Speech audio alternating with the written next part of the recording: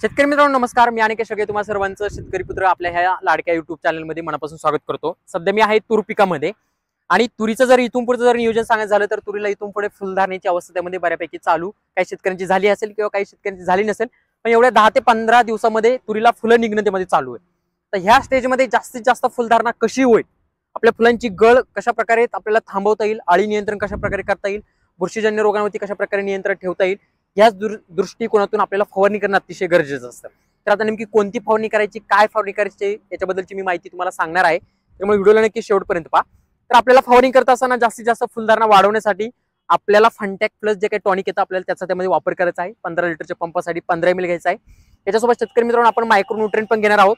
अनेक वेळेस सूक्ष्म अन्नद्रव्याची जर कमतरता पडलेली असेल तर फुलं कमी निघतात, ती कमी पडू नये म्हणून आपण चिलेटेड मायक्रोन्यूट्रिएंट वापरणार आहोत. कोणतेही वापरा, ते घेत असताना 30 ग्रॅम घ्या. बुरशीजन्य रोगांच्या नियंत्रणासाठी शेतकरी मित्रांनो जे टिल्ट नावाचं बुरशीनाशक येतं, प्रामुख्याने फुलाच्या स्टेजमध्ये अतिशय छान याचे त्यामध्ये रिझल्ट पाहायला मिळतात. तर आपल्याला त्याचा वापर करायचा आहे. ते वापरत असताना आपल्याला त्या घ्यायचं आहे 15 ml. आणि आळी नियंत्रण करण्यासाठी आपल्याला घेणार आहोत आपण इव्हिसंट हे कीटकनाशक घेणार आहोत. हे वापरत असताना 3 ग्रॅम घ्यायचं आहे. अशा प्रकारे 4 औषधं करून याची तुम्ही फवारणी तूर पिकावरती घेऊ शकता. याच्यामुळे जास्तीत जास्त फुलधारणा, आळी नियंत्रण आणि बुरशीजन्य रोग अशा सगळ्या गोष्टी झालेल्या त्यामध्ये पाहायला मिळेल. एकतर तुम्ही ह्या सांगितलेलं जे काही कॉम्बिनेशन आहे, एकतर तुम्ही याचा वापर करा किंवा अजून एक दुसरं एक कॉम्बिनेशन सांगतो त्याचा देखील तुम्ही वापर करू शकता. त्याच्यामध्ये वापरत असताना फ्लावर स्ट्रॉंग आणि वर चमत्कार या 2 औषधांचा वापर करा. याचे सुद्धा अतिशय खूप छान त्यामध्ये रिझल्ट पाहायला आपल्याला त्यामध्ये मिळतात. भरपूर प्रमाणामध्ये फुलं वाढली जातात, फुलांची गळ देखील थांबते आणि नवीन जास्तीत जास्त फुटवा सुद्धा वाढायला मदत होत असते ह्या 2 औषधांमुळे. फ्लावर स्ट्रॉंग वापरत असताना 30 ml घ्यायचा आहे. वर चमत्कार वापरत असताना 5 ml घ्यायचा आहे. आणि सेम आपण बुरशीजन्य रोगांच्या नियंत्रणासाठी आपण टिल्टच बुरशीनाशक ह्या कॉम्बिनेशन मध्ये ठेवणार आहोत. टिल्ट वापरत असताना 15 ml घ्यायचा आहे.